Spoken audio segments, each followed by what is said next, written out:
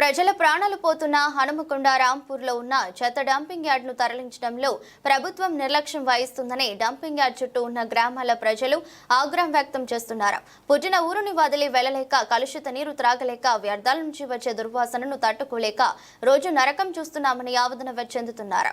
ఎన్నిసార్లు dumping యార్డ్ను shift చేయాలని అర్జీలు పెట్టుకున్నా పాలకులు దృష్టి సారించడం లేదని అంటున్నారు.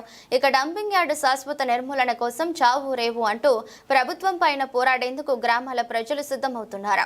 డంపింగ్ యార్డుకు శాశ్వత పరిష్కారం చూపకుంటే మంత్రుల, ఎమ్మెల్యేల ఇంటి ముందు రిలే నిరాహార దీక్షలు చేపడతామంటున్న మడికొండ గ్రామస్తులతో మా వరంగల్ ప్రతినిధి హరికృష్ణ ఫేస్ టు ఫేస్. ప్రభుత్వాలు మారుతున్న మడికొండ గ్రామస్తుల సమస్యలు అయితే పరిష్కారం కావడం లేదు. కొన్ని ఏళ్ల సంవత్సరాల నుండి కూడా ఇటు మడికొండలో ఉన్న డంపింగ్ యార్డ్ను తరలించాలని అధికారులకు, మంత్రులకు, ఎమ్మెల్యేలకు ఎన్ని అర్జీలు పెట్టుకున్నా కూడా పట్టించుకున్న పాపాన పోయిన వారు లేరు.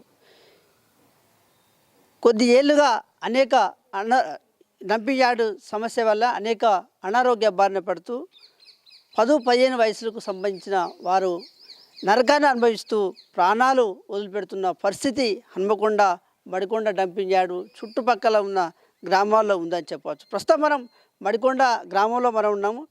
మడికొండ గ్రామంలో ఉన్నటువంటి డంపింగ్ యార్డ్ వల్ల ఎలాంటి సమస్యలు తలెత్తుతున్నాయి, ఎలాంటి ఇబ్బందులు ఎదుర్కొంటున్నారు, ఏం జరుగుతుంది అనే విషయానికి సంబంధించి కూడా మడికొండ గ్రామస్తులతో మాట్లాడే ప్రయత్నం చేస్తాం. ప్రస్తుతం మనతో పాటు మడికొండ గ్రామస్తులు ఉన్నారు. ఇప్పటికే మడికొండ ప్రజలారా ఏకం కండి అంటూ కూడా ఒక ఏదైతే బ్రోచర్ని కూడా విడుదల చేస్తున్నారు. ఇటు ప్రతి ఏదైతే డంపింగ్ యార్డ్ చుట్టుపక్కల ఉన్న గ్రామాల్లో కూడా ప్రతి గ్రామాల్లో కూడా అందరూ కూడా పోరుకు సిద్ధమవుతున్నారు. హెడ్ కమిటీలు వేసుకొని కూడా ఇటు ప్రభుత్వం పైన ఏదైతే ప్రభుత్వం పైన ఇటు పోరాడేందుకు కూడా సిద్ధమవుతున్న పరిస్థితి ఉంది. ప్రస్తుతం మనతో పాటు కొంతమంది గ్రామస్తున్నారు, వారితో మాట్లాడదాం. చెప్పండి అన్న, ఏం జరుగుతుంది? డంపింగ్ యార్డ్ సమస్య కూడా తీరడం లేదు, గత కొన్ని సంవత్సరాలు కూడా ఇట్లే ఉంటుంది. ఎలాంటి ఇబ్బందులు ఎదురవుతున్నాయి మడికొండ గ్రామంలో? ఇప్పుడు రీసెంట్గానైతే చాలా ఆరోగ్య సమస్యలు, ఇది రీసెంట్గా మీథేన్ గ్యాస్ ఎమిట్ అవుతుందని వాళ్ళు ఎయిర్ పొల్యూషన్ వాళ్ళు చెక్ చేసి మరీ చెప్పిండ్రు. ఇప్పుడు 1 month 2 months అవుతుంది. గవర్నమెంట్ ఆఫీసర్స్ కూడా వచ్చి చెక్ చేసి మీకు 2 months 3 months లోపల దీనికి సమస్య పరిష్కారం చేస్తామని చెప్పిండ్రు. కానీ ఇంతవరకు దాంట్లోనైతే ఎట్లాంటి మూమెంట్ లేదు. ఇప్పుడు ఇదివరకు నైటే వచ్చేది పోగా, ఇప్పుడు మార్నింగ్ కూడా ఎనీ టైం ఇక అసలు ఎప్పుడు పడితే అప్పుడు పోగా వస్తుంది. నైట్ మొత్తం కంప్లీట్ కాఫ్ పిల్లలందరికీ. ఇప్పుడు నాకైతే 1 month నుంచి కాఫ్ పోవట్లేదు అసలే. సో అది ఇండైరెక్ట్గా లంగ్స్ మీద ఇంపాక్ట్ చేస్తుంది.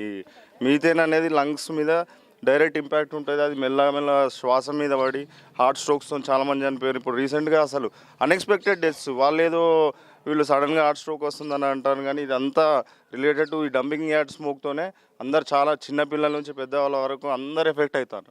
ఇప్పుడు ఎయిర్ క్వాలిటీ ఇండెక్స్ అనేది 100 లోపు ఉండాలి, ఇక్కడ 150 అబవ్ ఉంటుంది. అది ఏక్యూఐ 150 అబవ్ ఉండడం అంటే చాలా హార్మ్ఫుల్. అంటే తీవ్రమైన వాతావరణ కాలుష్యం అయ్యింది ఆల్రెడీ.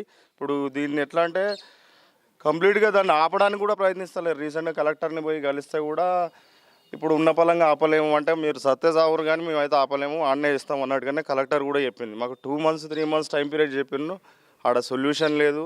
10 కంపోస్టింగ్ యూనిట్స్ అని ఏదో చెప్పిండు, అది ఏం చేయలేదు. Government officers just time by చేస్తున్నారు అంతే. ఇప్పుడు వర్షాకాలం వస్తే మళ్ళీ పోగ తగ్గుతుంది, మళ్ళీ 6 నెలలు 7 నెలలు సగా తీసుకుంటూ పోతారు.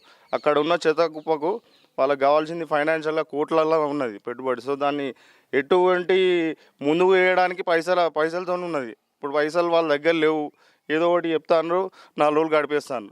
సో ఇట్లా పోతూనే ఉంది. ఇప్పుడు దాని పక్కనే చూస్తే ఒక స్కూల్ ఉంది, ఒక 500 నుంచి 1000 మంది పిల్లలు ఉన్నారు. అక్కడ సాఫ్ట్వేర్ కంపెనీస్ ఉన్నాయి, టెక్స్టైల్ పార్క్ ఉంది, చుట్టుపక్కల రాంపూర్, మడికొండ ఇంతమంది సఫర్ అవుతాను ఆ గాలితో. ఇప్పుడు రీసెంట్గా మొన్న వీళ్ళంతా మన నవీన్ వీళ్ళంతా లేరు, జంతు కలవరాలు ఎక్కడి నుంచి తీసుకొచ్చిన, హైదరాబాద్ నుంచి తీసుకొచ్చి ఇక్కడ వేస్తాను అంటే ఫ్రీగా దొరికింది. ఇప్పుడు ఏమన్నా ఉంటే ఇక్కడ మడికొండ డంపింగ్ యార్డ్ ఉన్నది, వడేశ్వరపూర్ అన్నట్టు అయిపోయింది. అంటే కంప్లీట్గా అక్కడ పోయి చూస్తే మీరు ఒక్కసారి లోపల పోయేస్తే కలుదిరి పడే సిచ్యువేషన్. అలా ఒక ట్రక్ డ్రైవర్ పోయి లోపల కలుదిరి పడ్డాడంట. అది అంత హార్మ్ఫుల్గా ఉన్నది. ఇది ఒక ఇప్పుడు ఈ సెంట్రల్ ఎయిర్ పొల్యూషన్ బోర్డు కానీ నేషనల్ ట్రిబ్యునల్ కానీ వచ్చి చూస్తే ఎంత భయంకరమైన స్థితి ఉన్నదనేది వాళ్ళకి అర్థమవుతుంది. ఇప్పుడున్న సిచ్యువేషన్ అది సెంట్రల్ వరకు పోతలేదు.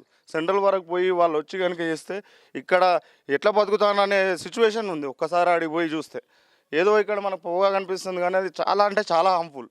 ఇప్పుడు మడికొండ మొత్తం కంప్లీట్గా వల్లకాడు చేసే సిచ్యువేషన్కి తీసుకొచ్చింది ఈ డంపింగ్ యార్డ్. దగ్గర దగ్గర 10 లక్షల టన్ను చెత్త అంటే దాన్ని ఎప్పుడు మైనింగ్ చేస్తారు, దాన్ని ఎప్పుడు డీకంపోజ్ చేస్తారు, అదంతా కాదు. ఇక అది ఈ ఉద్యమం అనేది పెరుగుతూ పోతుంది. మేము ఇంకా నెక్స్ట్ లెవెల్కి తీసుకొని పోవడానికి కూడా ఈ వాల్ పోస్టర్లు రిలీజ్ చేయడం జరిగింది. సో దీనికి ఒక కార్యాచరణ కూడా నడుస్తుంది. ఇంత ప్రమాదకరంగా ఉన్నప్పటికీ కూడా ఎందుకు ఇటు పాలకులు కావచ్చు, అధికారులు కావచ్చు, ఆర్జీలు పెట్టుకున్నప్పుడు కూడా కనీసం ఈ సమస్యను సాల్వ్ చేయడం లేదంటే ఏం మాట్లాడతారు? మడికొండ డంపింగ్ యార్డ్ అనేది ప్రధాన సమస్యగా మారింది. ప్రపంచంలోని దేశాల్లో డంపింగ్ యార్డ్కు సమస్య దొరుకుతుంది, కానీ తెలంగాణలో ఉన్న మడికొండ డంపింగ్ యార్డ్కు సమస్య దొరకట్లేదు.